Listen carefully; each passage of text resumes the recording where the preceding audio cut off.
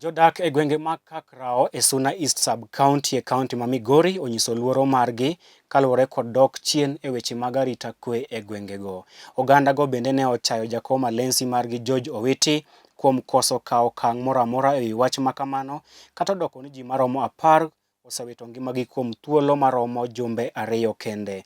Ne gikwayo piny owacho mondo oger stesen mar obila kaachiel kod teche mag stima e wang' apeyni ma e gwengego kaka yo mar kedo kod onge mar arita kwe e gwengego mag Kakrao. Sasa hivi tuko na we have fear. Hatuwezi tembea kwa vile hata kwa boma tu unasikia makuku zinaibiwa nini, hata kwenda msalani lazima uamshe mwenzako kusindikize watu wawili watatu. Kakrao ni kubaya sana. Jambo la kwanza tunaomba serikali itupatie sitima hapa, kwa sababu mahali tunamwangaza security pia inaonekana. Security inakuwa nzuri. Jambo la pili, ninaomba kwamba sisi watu wa Kakrao tunaogopa serikali sana. Na kama tunaogopa serikali, tunaomba serikali pia tupe security. Tuwe na at least wema wa kuishi, kwa sababu maendeleo haiwezi patikana mahali security hakuna. That the leaders we have around here, except for the assistant chief that we often see, we have our MCA. I think the MCA of Kakrao Ward is George Owiti. Since this incident occurred, we haven't seen him on the ground. We haven't seen him address. We haven't heard of him address this issue of insecurity. Even at the time of this burial, we're not seeing him around here. We don't know what's going on. We also have our MP and their representatives. They've also not addressed the issue. It's very sad. You see, the youth are not impressed by the way the security is addressing this issue. They want the leaders to come and tell them what's going on and why the security cannot be enhanced during these times of curfew.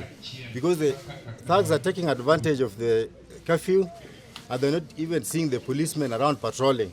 That's what. Sasa kenye tunaomba serikali yetu iweze kutusaidia na security tafadhali.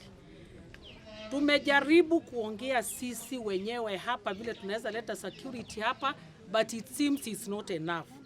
There is a time tulikuwa promised a police post, mpaka saa hii hatujaona. Tumekuwa watulivu tangu tupate hii msiba, na tunaomba serikali isichukue hiyo kama advantage, ichukue hiyo kama dharura ili iweze kuja kuaddress. We don't know the killers of the boy. We have lost a very young teacher, a leader of tomorrow. Sisi tumekasirika na tungeomba serikali iweze kutuwekea mataa. Hatuna security lights along this area hatuna. Na hapo it is very dangerous kwa sababu utapata mikora wanajificha hapo.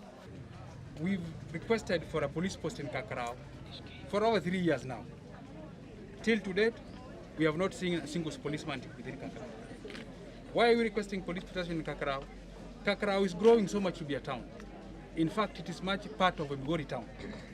We have seen places like Oruba, they have a police post. Why not Kakrao? In fact, because I'm in government, I can't blame government, but I want to ask the government that we need a police post in Kakrao as soon as possible. I'm just the chief of this area. Okay? I don't own a gun. Okay? And therefore, if there is any call that requires my attention at night, police should be there to assist us. I want to say that security also begins with the normal wananchi around here.